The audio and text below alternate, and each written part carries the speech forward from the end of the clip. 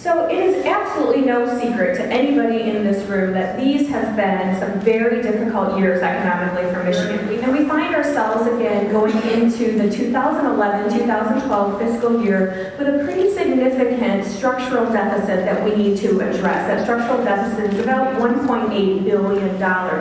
So the governor has an obligation by the Constitution to present a balanced budget to us, the legislature, by mid-February, and he has done that. And that is the very first step of this process. At a statewide level, about 700,000 filers receive the state earned income tax credit.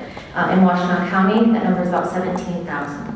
So this is money that's spent quickly and it's spent locally. It's a car repair, it's utility payments for the winter.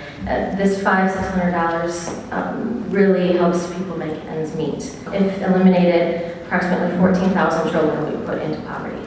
We heard Audrey talk about the regressive nature of the tax system at the state level and how that's regressive on individuals. Well, it's not only regressive on individuals, meaning that poor people end up paying more as a percentage than people who make higher income. The same is true with cities. So it's going to be a much smaller pot, and I would assume that Ypsilanti would get maybe 600,000 as opposed to 1.2 million if we're lucky. We need to give our cities ways to be able to raise the revenue, and I think the way to raise the revenue is to start at the state level. I think we need to raise the income tax 1% so that we can invest in our cities, invest in our children. We serve just under 3,800 students, in which about 65% of these students are already at or near the poverty level, according to the free and reduced lunch count. We will experience the cumulative effect of cutting $11.5 million in 24 months out of the $50 million budget. That represents about 23% of what our budget was in 2009.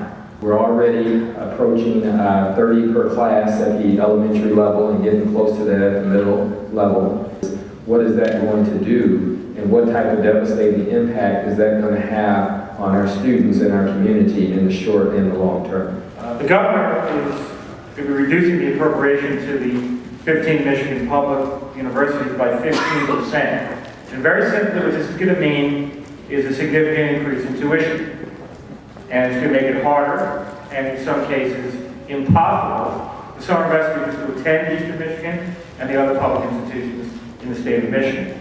There are 259,000 students at these 15 Michigan public institutions. Michigan has the 4th highest tuition in the country for undergraduate resident tuition. And so if there was ever a time that you needed to dig deep into your personal holiday card list and your Facebook and your Twitter accounts and your email list and your Rolodex, however you keep your contacts, please make sure people know. Don't let them state as fact things that aren't true. Get involved and help me change the face of this budget. Thank you all for being here today.